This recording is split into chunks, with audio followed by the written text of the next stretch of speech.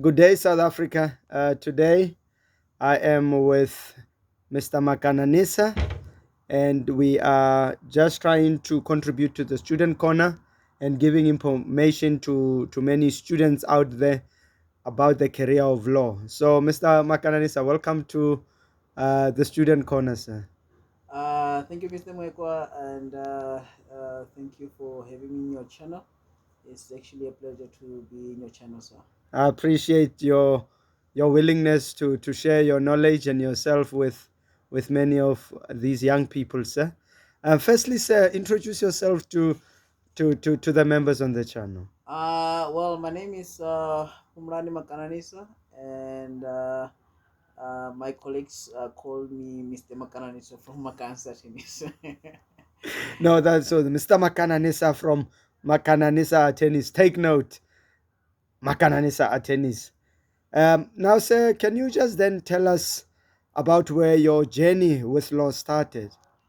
Thank you very much for bringing up that question. It's actually an interesting question, I should say. Growing up, the passion of law wasn't there at all. And one thing people might find it much amazing to say, why then did you end up becoming a lawyer and all those things? But for me, I was just one young man who was confused at the time. The only thing that I wanted was just to escape, to find my freedom away from my parents, and I could have done anything else to be, out of my parents' roof, and meaning that even I have to do any course in university, I would have done it. Until I end up in University of Venda, and I registered for criminology. And when actually the timetable come January, I was actually registered for, coincidentally I should say, I was registered for LLB. I was a bit confused. And I have to follow through. My first semester, first few months, it was just about me going with the flow. I should admit to that. But it became actually interesting how law find itself in our society, and how relevant it quickly became for me, and that's actually, I should say, the love of law actually started. And from that point, I just fall in love with law.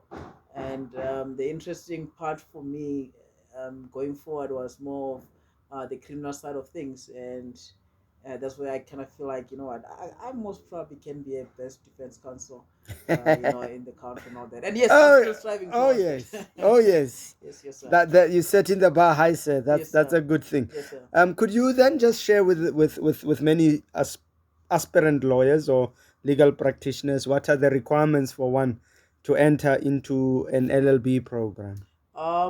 The requirements basically is just your English high grade. You should have 60%. I don't know, currently with the current situation, a change in our educational background and all those things. But English is the requirement, and of course you should have. I think now you should have a bachelor that allows you to be in university. And back then you'll have to have your what you call this, Your M score. merits, M score, yeah, Yeah. the M score. And basically that's actually how how much it takes to register yourself for LLB. And the rest is just hard work and more hard work. Because that's the second part of the of an issue I wanted to take up with you. What did it actually take from you to be able to then achieve your LLB degree? Thank you for that question. First and foremost, it's very important for you to know yourself. We are gifted differently. Some people are slow learners, some people are fast learners, some are for photogenic, and all that.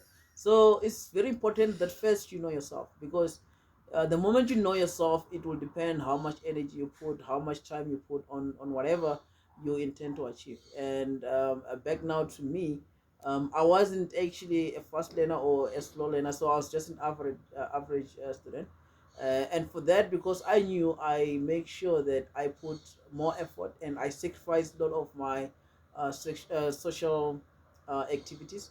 I did less of that. I would most of the time spend my time in the library, making sure that my assignments are done ahead of time.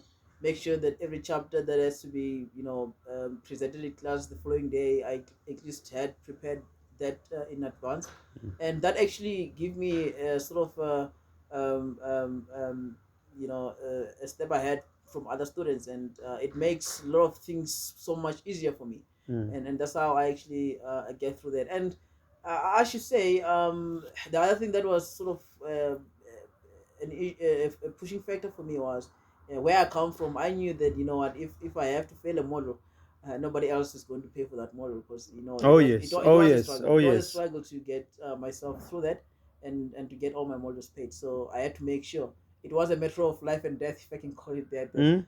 I pass each and every model that I registered for. So yeah, very important. Before you can even put your mind on it, just know yourself Mm. and know where you come from, and the rest follows.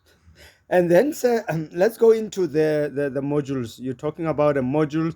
Could you share some of the modules that were part of the curriculum that you were doing at university, more Yeah, or less? yeah. Some of the modules that we did at the time, we I did just about 40 modules. I think Okay. now they actually reduced to about 37, 38, some of them 36. Amongst the modules that I did was criminal law, law of evidence, criminal procedure, mercantile law, tax law, jurisprudence, law of succession, labor law, just to name the few. But there were actually quite a number of law-related subject that I did. Yes, sir. Yeah, but it was interesting. But I actually, for me personally, I fell in love with criminal law, going through criminal procedure. It was actually interesting. So you enjoy protecting criminals? I actually did enjoy protecting criminals.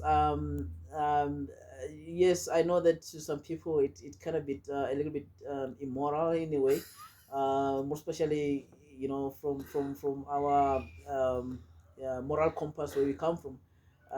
There's sort of somehow a general perception that a criminal deserves to rot in jail and all those things, and that's where I actually learned that um, um, it's very important that also our community, we teach them to say the fact that a person is charged does not necessarily mean that person is guilty. So Correct.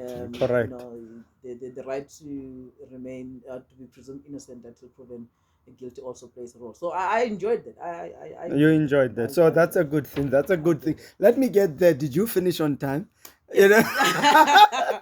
Actually, I did finish in time, and Oh, that's good. I actually had about 15 distinction in my bag. Excellent. I would have wished to have had more, but yeah, sometimes Yeah, yeah, yeah. things don't work out. But I did finish in time, Yes, sir.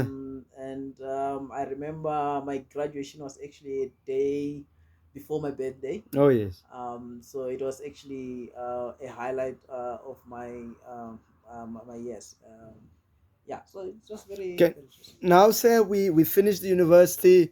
Now we graduate to practice. What did you have to go through in order for you then to be officially an admitted attorney? Yeah, what I had to do is I had to do my practical legal training.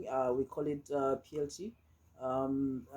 Normally, actually, you can do it in a different institution. Normally, you'll do it in Pretoria. It's offered by Lead. Also, Lead was offering it in Joburg. They were presenting it at West University. The program is actually a 6 months program. That's where you actually fuse the whole theory and practical in one thing, and actually prepares you to start your articles, so that you can actually be efficient when you had to do your articles. Yeah, interesting program as well. It's more or less you've been practicing someone already, because it actually set you up for that.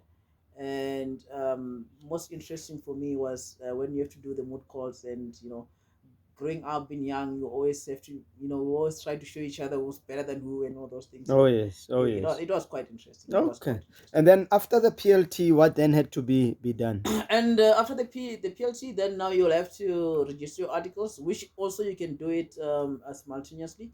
Then you'll have to do your articles. Normally, if you have done, if you have got your PLC already for 6 months, you'll have to do your articles for 1 year and a half.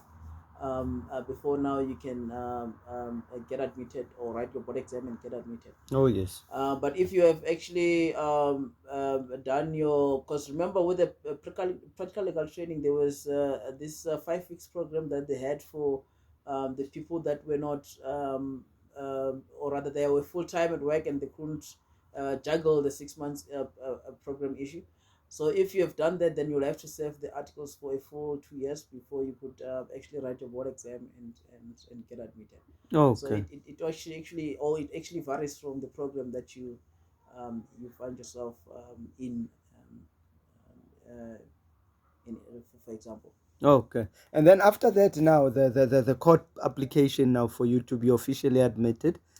Yeah, after that, when you're done with your practicals and stuff like that, of course you would have most probably wrote your exams, which is actually consists of 4 papers, which is ethics, procedure, estate, and bookkeeping. You should have actually completed that and passed that. And after that, what you do, you make an aspirate application to the High Court, which will be supported by the affidavit of your principals, and also the place where you actually save your articles, and also supported by the Law Society at the time, and now is Legal Practice Council, where they will have to support your application to say you are fit and proper person and you are in good standing with them, and you enroll it, you get a date for your admission. Okay, no, that's excellent. Now you admitted, and now when did the journey start of opening your own practice, and how's that going for you so far? Yeah, that I should say, it's very a nerve wracking leap of faith. um it's not easy, but you should actually dig down down inside of you, and just say, you know what, I'm just gonna go down there and swim. So for me, it all started in 2016. I was a bit hesitant because I wasn't sure, because our profession at the time, when I look around, it was I felt that it was very saturated, and I didn't think that I can actually make a difference and make things work for myself. And in 2016, I actually took a leap of faith, and that's how it all started. I had my practice at the time. I was just alone in the practice, and things started to look up. And thank God that even today things are going well. Oh And at yes, the moment excellent. now, I'm practicing another style of Makananisa Attorneys. Yes, sir. I've got one admitted attorney that assists me, and also the candidate attorney, Oh yes. and a secretary. We call it we call her paralegal. Oh yes. So surely is growing, and we are doing the best we can within the ambit of law to assist our client. Mm. And I should say it has been a very great journey. Thank you very much, sir. Last parting question. What would you encourage young students in terms of taking education seriously? What would you say to them? They say that there's a saying that says the sky is the limit, but I in the contrary, I disagree, and I would actually submit to my a different opinion or different view on that. Say, education is always a key, and education, once you put your mind in it, it opens doors, and it actually open doors to a way that you can possibly imagine, and even the sky becomes, I don't know, it can never limit you. Oh And yes. Oh once yes. once you have that, you are set for life, regardless whether you use it to make money, or you use it just to be wise in life. Yes, It sir. doesn't matter, but it actually sets you to be better in life. Yes, sir. And no matter what business you can embark on in all those things, it actually makes things so easy. So I would say to the youth out there, let's invest on education, let's invest on research. Things develops, things happen, let's come with new ideas and all those things, because everything revolves and the world revolves, and things don't stay the same. Yes, So sir. the only way that we can unlock certain uncertainties and all those things is by putting more time and time and investment on education. So I'll say let's go out there and put much energy and focus on studying and improving ourselves. And it Mm. doesn't only stop when you have actually reached your objective to say, I want to be a lawyer, and now Mm. you're an admitted attorney, Oh, now it yes. stops. No, it Mm. doesn't. Every day you must make sure and strive to always ensure that you improve yourself. It can be in your field of law or specific law, or it can be in a different fields, but be that person that at least you improve yourself. You always have an urge to do something different, an urge to always be a different person, Mm. and always be curious to learn and do what needs to be done for you to be learned. So let's just get out Mm. there and hustle, and everything is possible. Thank you very much, Mr. Makananisa. Guys, I do not want to add anything from what Mr. Makananisa from Makananisa Attorneys has said. All I would want to encourage you is education, education, and education is the key. You've heard it from him. I'm not going to repeat it. So let's keep watching the YouTube channel so that we can continue to give you more relevant information, not just about the legal profession, but about many, many other things within the legal profession, so that you guys can be empowered and informed. And we appreciate you for taking time to listen to this video, and we will see you in the corridors of justice. Thank you very much, you guys. Bye bye. Say Salute. bye bye. Bye bye, you guys. Enjoy your evening, guys. Thank you for having me. Thank you, Mr. Michael, for having me. A Thank you pleasure, very much. sir. I appreciate it. Bye bye. Thank